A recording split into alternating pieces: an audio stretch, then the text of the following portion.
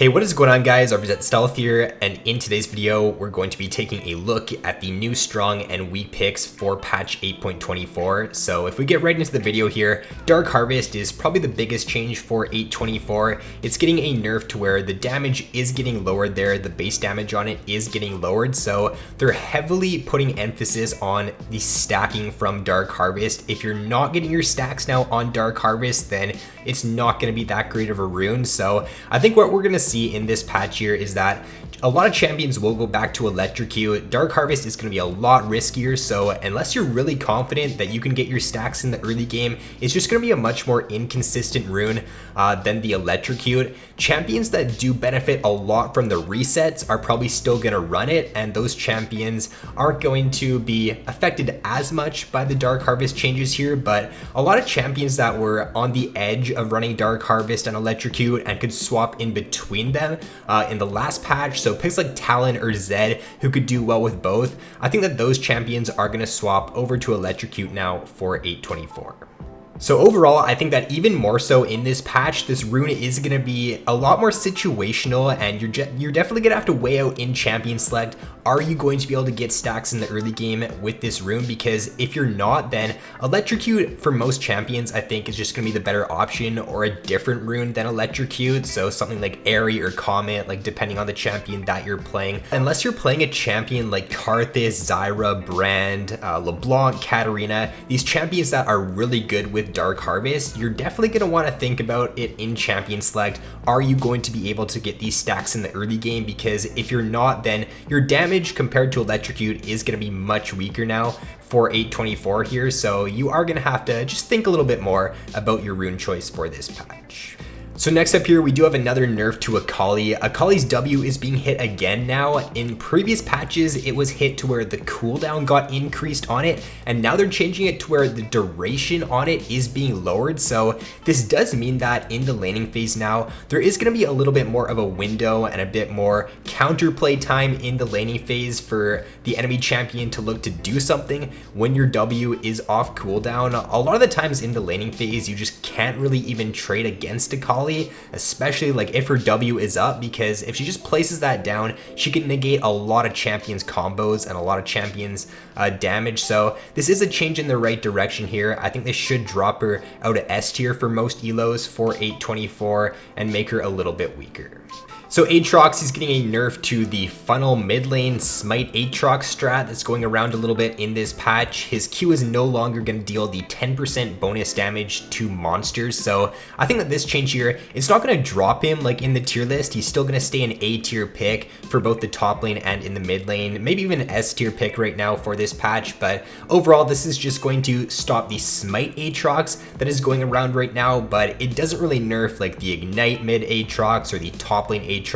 That is a pretty strong pick for this patch. So Galio is getting a bunch of different changes for next patch. His Q's mana cost is being lowered by 40 at max rank, and that's a really big change there to Galio, because your Q, it's your main wave clear ability, it's your main damage ability, and getting a 40 mana decrease is really going to help him out for this patch. His Q's damage is also being increased there as well, and it's being increased by 50 base damage at rank 5, so this is really nice for Galio for this patch here. I think that with these two changes, he is going to bump up into A tier for the mid lane in this patch. These changes might even bump him up into S tier. We'll have to see how it goes, but I do think Galio with these changes is now going to be a pretty viable mid lane pick for 8.24.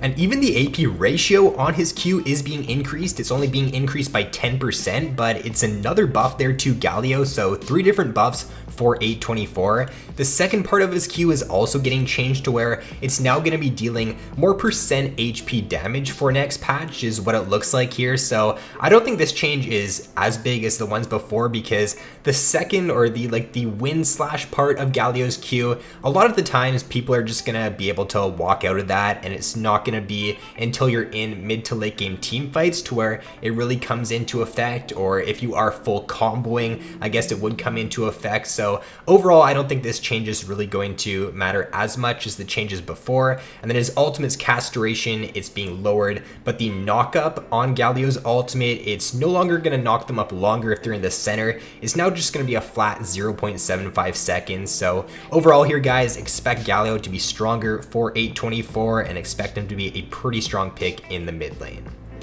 So some more pretty sad changes to Viktor for yet another patch here. I just don't really like the direction they're taking with Viktor. He's getting some changes to where it is going to nerf top lane Viktor even more for 824, but it's not going to make mid lane Viktor stronger. Mid lane Viktor is going to get even weaker with these changes. I don't think it's going to be enough to drop mid lane Viktor down into C tier out of B tier, but it's overall I just kind of feel bad for mid lane Viktor players because with this top lane Viktor, it's just making mid lane Viktor even weaker. So his Q's cooldown is being increased there, and even though it's only being increased by 1 second, there's so many different situations to where that 1 second is going to matter. You getting that speed up or you getting that shield in a mid to late game team fight could be the difference between you living and dying. So I do think this change is actually a little bit bigger than it may seem. His Q's damage is also being decreased there by 30 at rank 5, so this is a hit to top lane Viktor. I do think he's going to drop it at S tier for 824.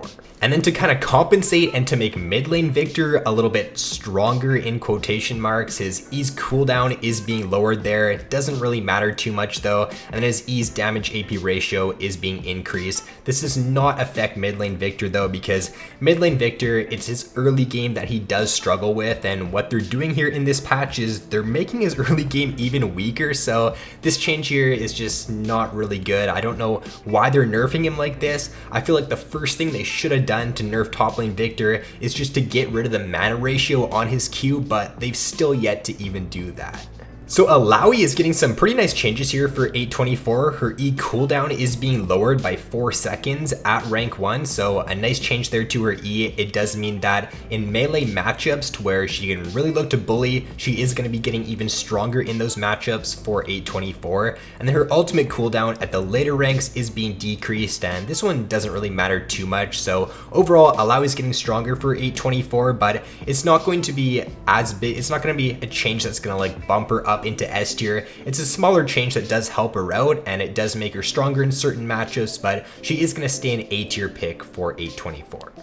So next up here, Irelia is getting kind of a similar change to Akali in the sense that it is going to allow for a little bit more counterplay in the laning phase, and it's going to give enemies a bit more of a window to look to trade against her in lane. She's getting a change to her W to where the cooldown is being increased there by 4 seconds in the early game. So this means that every time somebody wants to trade with Irelia in the laning phase, their damage isn't just going to be negated by the damage reduction from her W. The damage reduction is being lowered as well there by 10%, and then her W is no longer going to grant her a stack of her passive. So with this change here, it's not the biggest change in the world, but I do think it is going to drop her out of S tier down into A tier for this patch. So Jax, he's getting a nerf for this patch. His ultimate's passive damage is being lowered only at rank 2 though, and at rank 3 it's going to stay the same once you hit level 6. So overall, Jax is going to need more of a nerf to drop him out of S tier. He is still going to stay a very strong top lane pick for 824. And then lastly here, to round out the video, we do have a nerf to LeBlanc. LeBlanc's W cooldown is being increased there in the earlier ranks. So similar to Irelia, similar to Akali, this change here does allow for a bit more counterplay in the laning phase. It allows the enemy mid laner to look to make a play on her when her W is off cooldown. And 18 seconds in the early game is actually a very long duration. A lot of spells don't have that long of a cooldown if they're like a basic spell in the early game. So this does mean that LeBlanc's like wave clear in the early game, her trading potential in the early game does get a lot weaker. It does make her a little bit more vulnerable to ganks in the early game as well, and it does limit her kill pressure in the laning phase too. A cooldown nerf, it might not seem like the end of the world for a champion or just for an ability, but I do think that with this change, it does drop LeBlanc unless you're in the higher elos. I think that for higher elos, LeBlanc should still stay like an S tier champion for next patch, but for most elos, I do think this change drops her out of S tier down into A tier for this patch. So that is going to be all for this video, guys. Those are the champions that are getting stronger and weaker for 824. I will be coming out with a top lane tier list here in the next few days, so be sure to keep an eye out for that if you are interested. But with that being said, guys, if you did enjoy, then be sure to drop a like and subscribe if you have yet to already. So thanks for watching, have an awesome day, and I will see you in my next video.